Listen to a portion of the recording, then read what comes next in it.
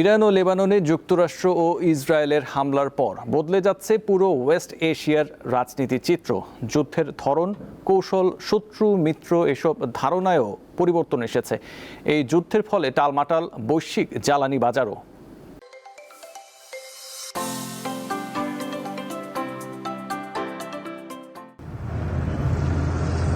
২৮ ফেব্রুয়ারি তেহরানে হামলার পরপরই নিজেদের নিয়ন্ত্রণে থাকা হরমুজ প্রণালী বন্ধ করে দেয় ইরান। রয়টার্সের খবরে বলা হয়েছে, এরপর উপসাগরীয় দেশসহ এশিয়া ও ইউরোপকে $25 বিলিয়ন বাড়তি গুনতে হয়েছে।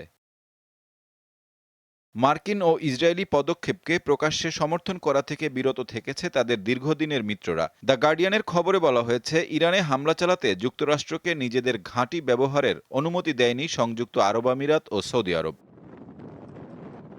যুদ্ধের প্রথম আঘাতেই ইরানের শীর্ষ সামরিক নেতৃত্বকে হত্যা করে পেন্টাগন। ফলে যুদ্ধের কৌশল পাল্টায় ইরান। যুদ্ধে জড়ায় ইয়েমেনে থাকা তাদের মিত্র হুথি গোষ্ঠী ও লেবাননের হিজবুল্লাহ। এর ফলে অস্থির উপসাগরীয় অঞ্চলের নিরাপত্তা আরও হুমকির মুখে পড়েছে।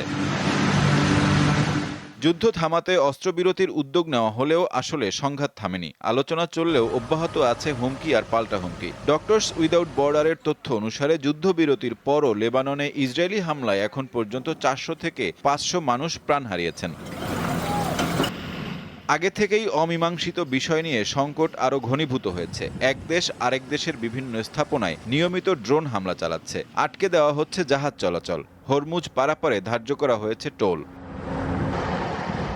অন্যদিকে ন্যাটো সদস্যদের সাথে তেমন কোনো আলাপ আলোচনা ছাড়াই ইরানে হামলা চালায় যুক্তরাষ্ট্র। এর ফলে পশ্চিমা মিত্রদের সাথেও একটু সম্পর্কের অবনতি হয়েছে ওয়াশিংটনের। ওয়েস্ট এশিয়ায় টহল জোরদার করতে ট্রাম্পের অনুরোধ রাখেনি যুক্তরাজ্য, ইতালি সহ বেশ কয়েকটি দেশ।